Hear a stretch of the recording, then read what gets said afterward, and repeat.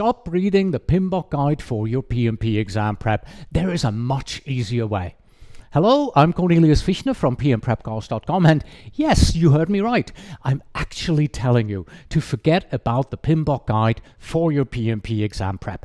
In fact, don't read the PMBOK guide, don't read the Agile Practice guide, and don't read the Process Groups Practice guide either. But before I tell you what to do instead, let me clarify. Of course, the PMBOK guide and the two practice guides that I just told you not to read are obviously helpful. Reading them for your PMP exam prep is a good idea, and it increases your chances of passing the exam, but it's not absolutely necessary. Here is a better way. Do this instead. First, download and read the PMP Exam Content Outline, which is the syllabus, the blueprint of the PMP exam that describes all the topics that you must be familiar with and you may be asked about on the exam. After reading the ECO, you will know what you need to learn about for the exam.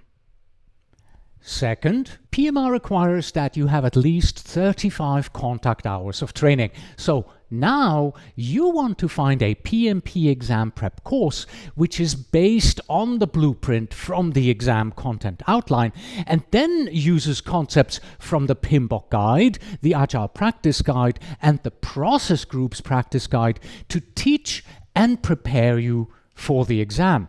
And that's why I'm saying you don't have to read these three books.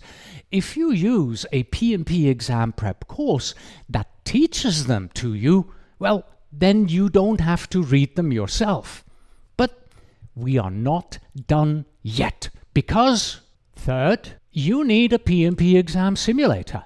Again, make sure that the simulator, like my PM Exam Simulator, is based on the ECO and uses the PMBOK guide and the practice guides as references. And at this point, it's a matter of answering at least 500 to 1,000 PMP exam sample questions from the simulator to make sure that you can translate what you have learned in the course to identifying the correct answers.